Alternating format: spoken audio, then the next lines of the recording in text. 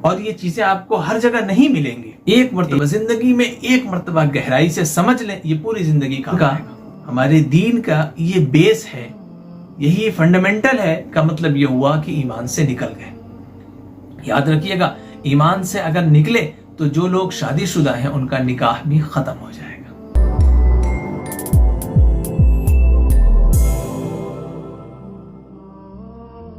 محترم ناظرین, آج ہم یہ جانیں گے کہ مسلمان کون ہے اور مومن کون ہے, کیونکہ یہ بھی تو پتہ لگنا چاہیے کہ ہم مسلمان ہیں یا مومن ہیں. یہ ہرگز نہ سمجھیے گا کہ مسلمان اور مومن دونوں ایک ہی چیز ہے, کیونکہ قرآن کریم کی آیت ہے قالت الاعراب آمنا به قل لم تؤمنوا ولكن قولوا اسلمنا ولما يدخل الايمان في قلوبكم. کہ اللہ رب العزت ارشاد فرما رہے ہیں جو اعرابی آپ کے پاس آئے ہوئے ہیں, بدو آئے ہوئے ہیں, ان سے کہہ دیجئے, چونکہ یہ کہہ رہے ہیں کہ ہم ایمان لائے, آپ ان سے کہہ دیجئے قل لم تؤمنوا, تم ایمان نہیں لائے ہو ابھی, ولكن قولوا اسلمنا, ہاں تم یہ کہہ سکتے ہو کہ تم اسلام لائے ہو, تم مسلمان ہو. ولما يدخل الايمان في قلوبكم, کیونکہ ابھی تمہارے دلوں میں ایمان نہیں آیا ہے, یعنی جو اسلام کی باتیں ہیں وہ ابھی تمہارے دلوں میں نہیں آئی ہیں. اب یہ سمجھنا ہے کہ ایمان اور اسلام میں فرق کیا ہے. اللہ تعالیٰ خود ارشاد فرما رہے ہیں کہ تم ابھی مسلمان ہو, ابھی ایمان والے نہیں ہوئے. تو سمجھیے گا کہ اسلام کہتے ہیں اقرار باللسان کو, یعنی کسی چیز کو زبان سے مان لینا, تسلیم کر لینا. ہم نے یہ تسلیم کر لیا کہ اللہ کے علاوہ کوئی معبود نہیں, لا الہ الا اللہ محمد رسول اللہ, ہم نے پڑھ لیا. اسی طرح ہم نے یہ پڑھ لیا اشہد ان لا الہ الا اللہ واشہد ان محمد عبدہ ورسولہ, کہ میں گواہی دیتا ہوں کہ اللہ ایک ہے, اس کے علاوہ کوئی معبود نہیں, اور محمد صلی اللہ علیہ وسلم اللہ کے بندے اور اس کے رسول ہیں. تو یہ جو چیزیں ہوئی یہ زبان سے ہے. مومن کہتے ہیں اس کو جو ایمان لائے اللہ پر, اس کے رسول پر, اس کی کتابوں پر. یہ ساری چیزیں ہیں باری باری. ایمان لانے کا مطلب یہ ہے کہ اس چیز کی حقیقت کو سمجھ کر اس کو دل میں بٹھا لینا. اب سمجھنے والی بات یہ ہے, اللہ کیسا چاہتا ہے ہم سے ایمان, کہ اللہ کو مانے اس کی ذات اور اس کی صفات کے ساتھ. ذات اور اس کی صفات کا مطلب سمجھیے گا, یہ ویڈیو بہت ہی اہم ہے ہمارے ایمان کو پختہ کرنے کے لیے, اور یہ چیزیں آپ کو ہر جگہ نہیں ملیں گی, یہ یاد رکھیے گا. ایک مرتبہ زندگی میں ایک مرتبہ گہرائی سے سمجھ لیں, یہ پوری زندگی کام آئے گا. اور یہی ہمارے ایمان کا, ہمارے دین کا یہ بیس ہے, یہی فنڈامنٹل ہے, اسی پر ہر چیز کی بنیاد ہے. کیونکہ عقیدہ اگر صحیح نہیں ہوگا تو پھر ہمارے ایمان کا, اسلام کا کوئی فائدہ نہیں, ہماری عبادتوں کا کوئی فائدہ نہیں. اب سمجھنے والی بات ہے کہ اللہ رب العزت پر ایمان کیسا لانا ہے. اللہ رب العزت یہ فرما رہا ہے کہ میں حاکم ہوں, ہر جگہ ہماری حکومت ہے, جو چاہتا ہوں کرتا ہوں, جو میں حکم دے دوں گا یہ چیز حرام ہے تو حرام ہے, حلال ہے تو حلال ہے, یہ چیز کرنا ہے تو کرنا ہے, نہیں کرنا ہے تو نہیں کرنا ہے. کوئی مجھ سے یہ پوچھنے والا نہیں ہو سکتا کہ کیوں یہ چیز کرنی ہے, کیوں نہیں کرنی. اللہ حاکم ہے. اسی طرح اللہ قادر ہے. قادر کا مطلب پاورفل, قدرت والا ہے. اللہ جو چاہے, جب چاہے, جیسے چاہے کر سکتا ہے. جس چیز کو روکنا چاہے روک سکتا ہے. کوئی شخص ٹانگ نہیں لڑا سکتا, کوئی شخص اس کے فیصلے میں دخل اندازی نہیں دے سکتا. اگر یہ ہمارا عقیدہ نہیں ہے, ہم اتنا اسٹرانگلی ہم اس کو نہیں مانتے, تو پھر ہم ایمان والے نہیں ہیں. یاد رکھیے گا, ایمان نہیں ہوگا جنت میں داخلہ نہیں ملے گا. ایمان نہیں ہوگا تو ہم کہیں نہ کہیں شرک اور کفر کے دائرے میں آ کے پھر چھاٹ دیے جائیں گے. اللہ ہم سب کو بچائے اور ایمان والا بنائے. اسی طرح آتا ہے کہ اللہ سمیع ہے، اللہ ہر چیز سننے والا ہے. ہم جو کہہ رہے ہیں وہ بھی سنے گا، ایک چونٹی جو کہہ رہی ہے وہ بھی سن رہی ہے، یا ایک بہت بڑے ساؤنڈ میں کوئی بات کہی جائے اور بہت دور دراز تک آواز جائے اس کو بھی سنے گا. دوسری جگہ اللہ رب العزت فرماتا ہے اللہ کبیر ہے، اللہ بڑا ہے، اکبر ہے، سب سے بڑا ہے. اس کو سمجھیے کہ اللہ اتنا بڑا ہے کہ یہ پوری دنیا، زمین، آسمان، اس کے علاوہ لاکھوں اربوں کربوں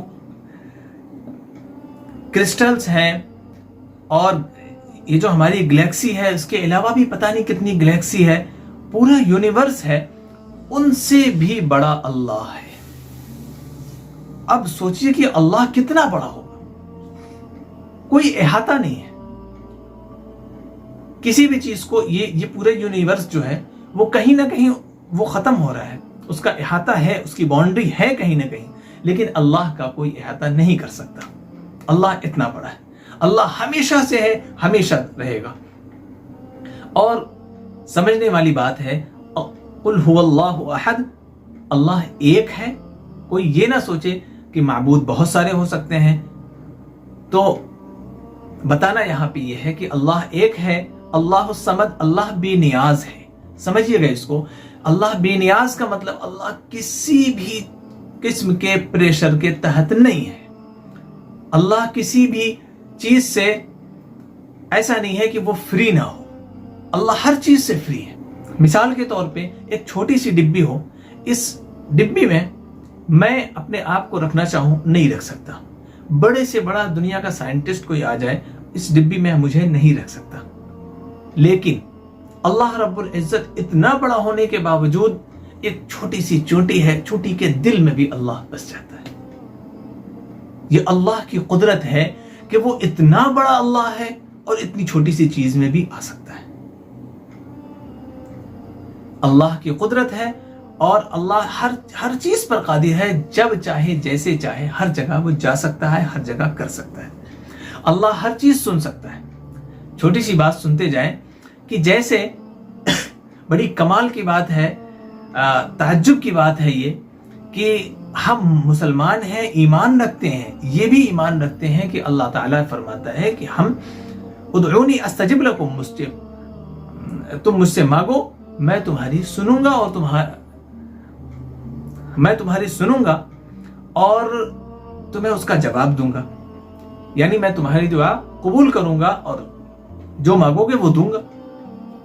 اس کے باوجود جب ہمیں کوئی دقت پریشانی آتی ہے تو ہم بجائے اللہ کو سنانے کے ہم کسی اللہ والے کے پاس جاتے ہیں، یا کسی بابا کے پاس جاتے ہیں، پیر کے پاس جاتے ہیں اپنا دکھڑا سنانے، اپنا مرض دور کرانے، اپنی بیماری ختم کرنے. اللہ فرما رہا ہے اللہ ولی، اللہ دوست بھی ہے، اللہ کافی بھی ہے، وکیل بھی ہے. کوئی دقت پریشانی آ گئی اللہ کے حوالے کر دیں، اللہ وکیل ہے، اللہ سنبھال لے. اور اللہ تعالیٰ کہہ رہا ہے کہ اگر تم مریض ہو شفا دینے والے، اللہ رب العزت فرمایا وَإِذَا مَرِضْتُ فَهُوَ يَشْفِي، شفا دینے والا تو اللہ ہے، اللہ شفا دے گا. لیکن ہم جاتے ہیں کس کے پاس؟ جو نہیں سن سکتا. إِنَّكَ لَا تُسْمِعُ الْمَوْتَى، ہم جاتے ہیں قبروں کے پاس جو نہیں سن سکتے. سننے کا مطلب کہ اگر ہم کچھ کہیں گے تو وہ اس کا جواب نہیں دے سکتے. ظاہر سی بات ہے جب جواب تک نہیں دے سکتے تو پھر ہماری مراد کیسے پوری کریں گے؟ تو یہ جو چیزیں ہیں اس سے ہمارے ایمان میں کمی آتی، یعنی ہمارا ایمان مکمل ہی نہیں ہو پاتا. اور یاد رکھیے گا کہ اللہ رب العزت نے فرمایا انما المؤمنون الذین آمنوا باللہ ورسلہ ثم لم یرتابوا، بے شک وہ لوگ جو ایمان لائے اللہ پر، اس کے رسول پر، پھر اس میں کوئی شک و شبہ نہیں رہ گیا، پھر ان لوگوں کو اللہ جنت دے گا، پھر ان لوگوں کا ایمان قابل قبول ہوگا. اگر شک و شبہ رہ گیا تو پھر ایمان قابل قبول نہیں ہوگا. اس کے آگے سنتے چاہیے کہ یہ تو ہوئی چھوٹی سی بات اللہ کے بارے میں، اور رسول اللہ صلی اللہ علیہ وسلم پر ایمان کیا لانا ہے. ایمان لانے کا مطلب ان کا ایک گریڈ، ان کی ایک پوسٹ اور ان کے مرتبے کو، مقام مرتبہ کو سمجھتے ہوئے جائے. اللہ کے رسول صلی اللہ علیہ وسلم اللہ کے بندے ہیں، اور ان کی طرح بہت سارے انبیاء کرام اس دنیا میں تشریف لائے. یہ اللہ کے خاص بندے ہیں. یہ اللہ کا پیغام बंदों तक पहुंचाने आए। अल्लाह ताला के बाद सबसे ज्यादा अगर किसी के पास इल्म है तो वो रसूलुल्लाह सल्लल्लाहु अलैहि वसल्लम के पास इल्म है। और दूसरी एक सबसे अहम बात ये कि वो सबसे अहम बात ये कि वो सारी चीजें जो अल्लाह ताला के अंदर पाई जाती हैं, अल्लाह की क्वालिटी है, तो वो चीजें किसी और के अंदर नहीं पाई जा सकती।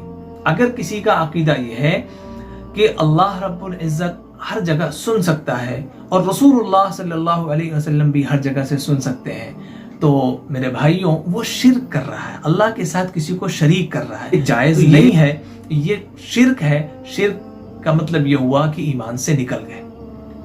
याद रखिएगा, ईमान से अगर निकले तो जो लोग शादीशुदा हैं उनका निकाह भी खत्म हो जाएगा, निकाह भी टूट जाएगा।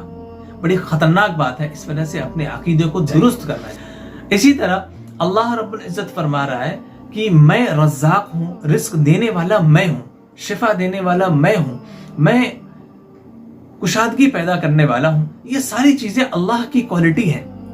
लेकिन अगर हम रसूलुल्लाह सल्लल्लाहु अलैहि वसल्लम से ये चीजें मांग रहे हैं तो फिर दिक्कत की बात यह है कि वो अल्लाह के साथ शिर्क हो जाएगा। जिस चीज का दावा अल्लाह ने अपने साथ किया हो उस चीज में हम किसी और को शरीक कर दें तो अल्लाह को गुस्सा आएगा कि भाई जिस चीज को मैंने कहा है कि ये चीज मेरे साथ खास है तो फिर रसूलुल्लाह को क्यों ला रहे हो। जब रसूलुल्लाह सल्लल्लाहु अलैहि वसल्लम को लाना शिर्क है तो फिर किसी भी पीर बाबा को या किसी भी अल्लाह वाले को लाना कैसे जायज हो सकता। और ये मानना कि जनाब मोहम्मद रसूलुल्लाह सल्लल्लाहु अलैहि वसल्लम जो दीन लेकर आए हैं ये क़यामत तक रहेगा और यही बरहक और सच है।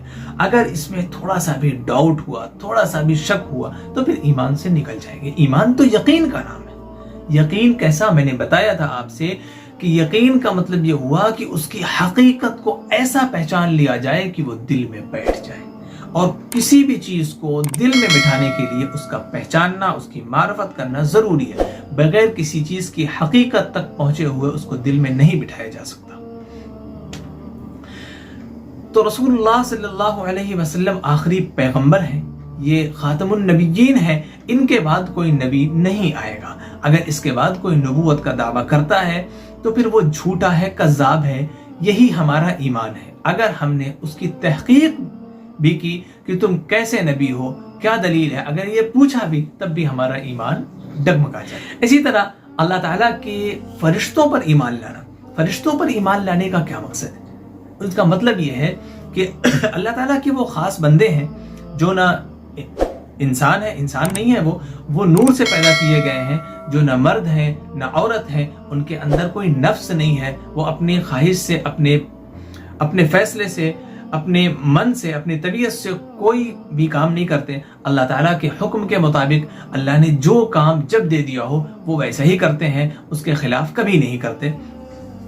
तो ये वो बंदे हैं। और इसी तरह ये सोचना कि अल्लाह ताला ने बाज़ फरिश्तों को बाज़ चीज़ों पर मुकर्रर कर रखा है, जैसे मिसाल के तौर पर रूह निकालने वाले जो मलकुल मौत हैं वो एक फरिश्ते हैं। तो अब किसी का गुमान ये हो कि मैं मलकुल मौत से दोस्ती कर लूं, उनको पूजूं और उनकी मानूं, उनसे दुआएं मांगूं और उनसे रिक्वेस्ट करूं कि आप मेरी रूह ना निकालिएगा। या इसी तरह कोई हजरत मीकाईल अलैहिस्सलाम से जो रिस्क लेकर दुनिया में उतरते हैं हर बंदे का, तो उससे उनको कोई पूजने लगे, उनकी कोई इबादत करने लगे कि आप हमारा रिस्क और बढ़ा दीजिए, लेकर आइए, तो ये क्या है? शिर्क है। और आप गौर करें कि हमारे दयार में जो हिंदू भाई रहते हैं उनके यहाँ यही अकीदा है। हर एक चीज का मुसीबत लाने के अलग देवी देवता हैं, इसी तरह सुख लाने का यानी आराम और चैन सुकून लाने के अलग है, पैसा लाने के अलग है। तो ये अलग अलग बारिश बरसाने के अलग हैं, अलग अलग किस्म के इनके देवता, जो देवी देवता हैं, इनके माबूद हैं। तो ये इस्लाम में जायज नहीं है। यही समझाना है यहाँ पर कि अल्लाह ताला ने फरिश्तों पर ईमान लाने का मतलब ये बताया कि अल्लाह की ये फौज है, अल्लाह की ये खादिमीन है, ये अल्लाह का काम करते हैं, ये अपनी मर्जी से कोई काम नहीं कर सकते। ये जो कुछ भी करते हैं अल्लाह की मर्जी से करते हैं। इसी पर हमारा अकीदा होना चाहिए। اسی طرح اللہ کی کتاب پر ایمان لانے کا مطلب یہ ہوا کہ اللہ تعالیٰ نے بہت ساری کتابیں صحیفے نازل کیے ہیں، جس میں سے 4 مشہور کتابیں ہیں، توریت، زبور، انجیل اور قرآن مجید۔ لیکن یہ 3 کتاب بھی منسوخ ہو چکی ہیں جب سے قرآن آیا ہے۔ قرآن کے آنے کے بعد پچھلی تمام کتابوں کو، شریعتوں کو اللہ نے منسوخ کر دیا، یعنی ان کو ختم کر دیا کہ اب یہ نہیں چلیں گی، یہ جو قرآن آیا ہے، قرآن میں جو احکامات ہیں انہی کو ماننا ہے، انہی پر عمل کرنا ہے۔ دوسری بات یہ کہ ہمیں یہ سمجھنا چاہیے کہ قرآن کریم نازل کیوں ہوا۔ سب سے پہلے تو ہمیں یہ عقیدہ رکھنا چاہیے ذالک الکتاب لا ریب فیہ، اس کتاب میں کسی بھی قسم کی شک و شبہے کی گنجائش نہیں ہے۔ ھدی للمتقین، یہ متقیوں کے لیے یہ ہدایت ہے۔ تو اللہ رب العزت اس میں ساری چیزیں بتا رہا ہے کہ یہ ہدایت کے لیے ہے، یعنی ہدایت کا مطلب راستہ دکھانے کے لیے، متقیوں کو جنت تک کا راستہ، ایمان کا راستہ دکھانے کے لیے ہے، اور اس پر ایمان لانا ہے، اس کو ماننا ہے۔ یہ اللہ تعالیٰ کے احکامات ہیں، ان کو ماننا ہے، یہی گائیڈ لائن ہے، یہی ہدایت ہے مومنین کے لیے۔ تو اب ہمیں اندازہ یہ لگانا ہے، سوچنا یہ ہے کہ کیا ہمارا ایمان قرآن پر ہے؟ اگر قرآن پر ایمان ہوتا، اس کی حقیقت کو ہم سمجھتے کہ قرآن اللہ کا کلام ہے، اللہ کی کتاب ہے، یہ اللہ کی طرف سے عطا کی گئی ہے، اگر ہم یہ سمجھ لیتے، اس کی حقیقت کو سمجھ لیتے، تو کیا آج ہمارے بچے اسکولوں میں انگلش بول رہے ہوتے یا عربی بول رہے ہوتے اور قرآن کی زبان بول رہے ہوتے، قرآن کو سیکھنے کی کوشش کرتے؟ کیا ہمیں زیادہ انگلش آتی یا زیادہ عربی آتی اور قرآن کی جو اصطلاحات ہیں وہ آتی؟ کیونکہ ہم مسلمان ہیں، پہلے آپ یہ سمجھیے گا، انسان نہیں، پہلے مسلمان ہیں۔ جب مسلمان ہیں تو پھر ہمیں کیا سوچنا چاہیے کہ جو چیز ہم سوچیں گے وہ اللہ اور اس کے رسول کے مطابق سوچیں گے۔ تو ظاہر سی بات ہے، ہم نے یہ سوچا ہی نہیں کہ یہ اللہ کی کتاب ہے، جب ہم نے یہ مانا ہی نہیں۔ ایک ہوتا ہے صرف سرسری طور پہ کوئی بات سن لینا۔ مثال کے طور پہ ہم آپ کو بہت اچھی مثال دے رہے ہیں کہ آپ نے کوئی ویڈیو دیکھی ہوگی، اس میں لاکھوں لوگ گزر رہے ہیں۔ مثال کے طور پہ کوئی ریلی گزر رہی، ریلی کی ویڈیو آپ دیکھ رہے ہیں، اس میں لاکھوں لوگ گزر رہے ہیں، اس میں ایک مین شخص ہے جس کی ریلی ہے وہ، تو ہماری نگاہ صرف اس پر ہوگی، صرف اس پر ہوگی۔ لاکھوں لوگ اس میں سے گزر رہے ہیں، ہماری نگاہ پڑ رہی ہے، لیکن وہ چیز ہمارے دل میں نہیں آ رہی۔ دل کی جو چیز ہے وہ صرف اور صرف وہ مین پوائنٹ ہے، وہ شخص ہے، وہ کیا بول رہا وہ ہمیں یاد ہے، ریلی میں کتنے لوگ آئے، کتنے لوگ گئے ہمیں نہیں پتا۔ لیکن اسی میں اگر ہمارا بچہ ہو یا ہمارا جاننے والا کوئی ایک شخص ہو تو ہمیں فوراً وہ شخص جو ہے ہماری نگاہ اس کو کیچ کر لیتی ہے اور یاد آ جاتا ہے۔ کیونکہ وہ شخص ہمارے دل میں ہے۔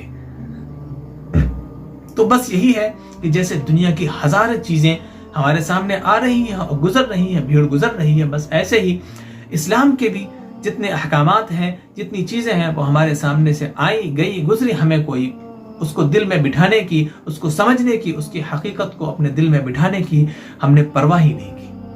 کیونکہ اگر اللہ کے کلام کو کلام اللہ سمجھتے تو پھر ہم اس سے دل لگاتے، اس کو سمجھنے کی، اس کو پڑھنے کی کوشش کرتے اور سوچتے ہم آخر یہ آیا کیوں ہے، ہمارے ہی لیے آیا ہے۔ ایسا تو نہیں ہے وہ طاق پر رکھنے کے لیے، الماریوں میں رکھنے کے لیے آیا ہے، یا شادی میں لڑکی کے ساتھ رخصت کرنے کے لیے وہ قرآن آیا ہے، نہیں، اس کے لیے نہیں آیا، وہ پڑھنے کے لیے آیا ہے اور اس کو سمجھ کر اس پر عمل کرنے کے لیے آیا ہے۔ اگر یہ چیز ہم سمجھ لیتے کہ یہ اللہ کا کلام ہے، آپ غور کریے گا اس بات پر، اللہ کا کلام ہے، اللہ کی طرف سے دیا گیا ہے، زبردست میسج ہے وہ ہر ایک کی طرف، پورا قرآن ہر ایک کی طرف پرسنلی سمجھ لیجئے وہ اترا ہے، ہر ایک کے لیے۔ تو ظاہر سی بات ہے، یہ سمجھو کہ یہ قرآن جو ہمارے ہاتھ میں ہے یہ اللہ کی طرف سے آیا ہے، یہ ہمارے لیے میسج ہے، تو ہم پڑھتے، اس کو سمجھتے، اپنے بچوں کو پڑھاتے۔ ہم نے نہیں سمجھا، مطلب یہ کہ ہمارا قرآن پر ایمان نہیں ہے۔ اللہ تعالی ہم سب کو محفوظ رکھے۔ اس کے بعد عقائد میں سے نمبر آتا ہے والیوم الآخر، اور ایمان لانا آخرت کے دن پر، یوم آخرت پر، یعنی دنیا کے بعد جو زندگی ہے اس پر ایمان لانا۔ اگر کسی شخص کو یہ بتا دیا جائے کہ وہ ایک نہ ایک دن اس دنیا سے کہیں اور جانے والا ہے، اور اس کا یقین اس کو آ جائے، کیونکہ ہم کو پتہ نہیں ہے کہ وہ اگلی لائف ہماری کس پل میں شروع ہو جائے گی، یہ ہمیں پتہ نہیں ہے۔ تو ظاہر سی بات ہے وہ کل بھی ہو سکتی ہے، 1 سیکنڈ بعد بھی ہو سکتی ہے، اور سال بھر بعد بھی ہو سکتی ہے، 100 سال بعد بھی ہو سکتی ہے، کبھی بھی ہو سکتی ہے، ہمیں نہیں پتہ۔ لیکن جب کسی شخص کو یہ یقین ہو جائے اور اس کے دل میں یہ بات بیٹھ جائے کہ ہمیں دوسرے دن بھی یعنی آخرت میں بھی پیش ہونا ہے، والیوم الآخر، آخرت پر بھی اگر کسی کا ایمان ہو جائے تو پھر وہ شخص گناہوں سے تائب ہو جائے گا، اور کتنا ڈرا ہوا اور سہما ہوا ہو جائے گا، اور دنیا سے کبھی وہ شخص دل نہیں لگا سکتا۔ یاد رکھیے گا، دنیا سے وہ شخص دل نہیں لگا سکتا، کیونکہ اسے پتہ ہے کہ ہماری اصل زندگی وہ ہے۔ والیوم الآخر، آخرت پر ایمان لانا۔ والقدر خیرہ وشرہ من اللہ تعالی، اور والقدر خیرہ وشرہ، اور جو کچھ بھی اچھا ہو یا برا ہو تقدیر میں سے، وہ سب اللہ کی طرف سے ہوتا ہے۔ یاد رکھیے گا، ہم نے شروع میں یہ بتایا تھا کہ اللہ تعالیٰ ہر چیز پر قادر ہے۔ اب کوئی شخص یہ سوچ رہا ہے کہ ہمارے اوپر کسی نے کچھ کر دیا، یا ہم بیمار ہو گئے، یا ایسی کوئی سچویشن پیدا ہو گئی، کوئی ہم سے بدلہ نکال رہا، تو اس وقت، ایسے وقت میں ہمیں کیا کرنا چاہیے؟ جو موسٹ پاورفل شخص ہوگا ہماری نگاہ میں، ہماری پہنچ کے مطابق، ہم اس سے رابطہ کریں گے۔ لیکن ظاہر سی بات ہے، چونکہ ہماری سمجھ کے مطابق اللہ پاورفل ہے ہی نہیں۔ یہی نہ ہوتا ہے آج کل کہ اگر ہماری سمجھ کے مطابق، اور جس کے ہوتا ہے، جس کی سمجھ کے مطابق، جس کے ذہن میں، جس کے دل میں اللہ سب سے زیادہ پاورفل ہوتا ہے، تو انسان ہر مصیبت اور پریشانی میں اللہ کو یاد کرتا ہے۔ لیکن ہمارے ہے ہی نہیں، تو ہم کیسے یاد کر سکتے ہیں؟ ہم جس کو پاورفل سمجھتے ہیں، کسی بابا کو سمجھتے ہیں، وہ بھی ڈھونگی نکلتا ہے۔ ہم اس کو سمجھتے ہیں، اس کو یاد کرتے ہیں، وہ بھی 4 پیسے ایڈ کے بیٹھ جاتا ہے۔ تو پھر ہمیں نفع کہاں سے ملے گا؟ علامہ ابن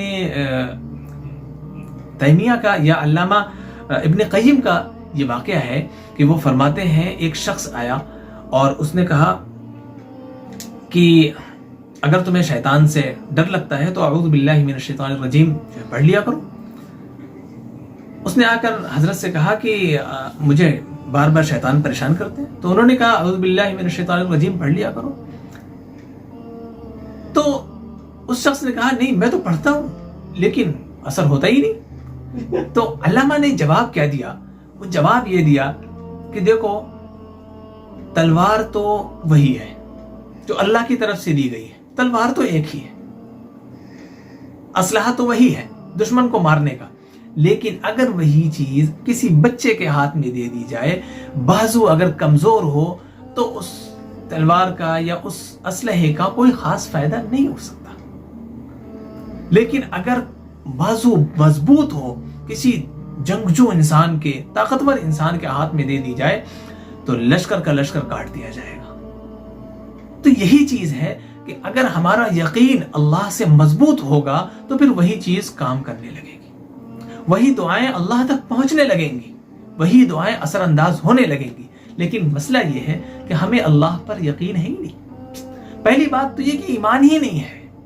شروع سے جو ہم بات کہہ رہے ہیں اس میں آپ اپنا ایمان ٹٹو لیں تو سمجھ میں آئے گا، حقیقت میں ہم تو مومن ہیں ہی نہیں، ہمارے اندر ایمان ہے ہی نہیں، آپ کو یہی سمجھ آئے گا۔ تو ظاہر سی بات ہے، جب مومن نہیں ہے تو کس بات کا دعویٰ کہ ہم اللہ سے فلاں چیز مانگ رہے ہیں۔ والقدر خیرہ وشرہ من اللہ تعالی، جو کچھ بھی ہوتا ہے، اگر کوئی بھلائی مل رہی ہے، کوئی اچھی چیز مل رہی ہے، اللہ کا شکر ادا کریں کہ اللہ آپ نے دیا۔ کوئی دقت پریشانی ہو رہی ہے، اللہ سے مانگیں کہ اللہ ہمیں اس چیز سے نجات عطا فرما۔ یہی ہے والقدر خیرہ وشرہ، جو کچھ بھی ہے وہ اللہ کی طرف سے ہے۔ ایسا کبھی نہیں ہو سکتا کہ اللہ آپ کو نفع پہنچانا چاہے اور کوئی شیطان، کوئی بھوت پریت یا کوئی بھی چیز دنیا کی، یا کوئی بھی دنیا کا بڑے سے بڑا دشمن آپ کو نقصان پہنچا دے، نہیں ہو سکتا۔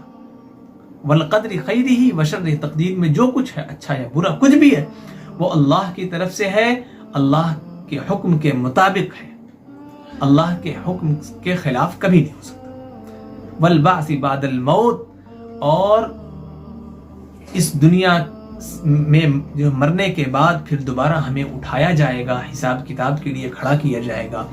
یاد رکھیے گا کہ جب ہم اس دنیا سے کسی اور دنیا میں جائیں گے، چاہے وہ قبر ہو یا قبر کے بعد دوبارہ حشر میں ہمیں کھڑا کیا جائے، ان سب میں ہمیں حساب دینا ہوگا۔ جب کسی بھی بندے کو اس بات کا یقین ہو جائے کہ ہمیں اس دن حساب کتاب دینا ہے، کیا کیا وہاں پر ہوگا، اور ایک ایک پائی کا وَمَنْ يَعْمَلْ مِثْقَالَ ذَرَّةٍ خَيْرًا يَرَهُ، جس شخص نے رائی کے دانے کے برابر بھی کوئی نیک کام کیا ہوگا اللہ اسے ظاہر کر دے گا، لے کر آئے گا۔ ایسا نہیں ہو سکتا کہ کوئی کام ہم نیکی کے لیے کر رہے ہیں اور وہ ضائع ہو جائے۔ وَمَنْ يَعْمَلْ مِثْقَالَ ذَرَّةٍ شَرًّا يَرَهُ، اور جو شخص کوئی برا کام کرے گا وہ بھی چھوٹے سے چھوٹا ہو، چھپا ہوا ہو، کھلا ہوا ہو، سب کے سامنے ہو یا الگ ہو، کہیں پر بھی ہو، اللہ تعالیٰ اس چیز کو لائے گا۔ تو جب کسی شخص کا اس بات پر یقین ہو جائے تو پھر وہ شخص اس دنیا میں کتنا دل لگائے گا اور اس دنیا کی چیزوں پر کتنا بھروسہ کرے گا، آپ اس کا خود اندازہ لگا سکتے ہیں۔ تو ہم سب کو یہ کوشش کرنی چاہیے کہ اللہ تعالیٰ پر، اس کے رسولوں پر اور اس کی جتنی چیزیں ہیں، جن چیزوں پر ایمان لانا ہمارا ضروری ہے، تقدیر پر اور قیامت کے دن پر، جیسا ایمان اللہ چاہتا ہے ویسا ایمان ہمارے اندر پیدا فرمائے، اور ہمیں اس کو سیکھنے کی کوشش کرنا چاہیے۔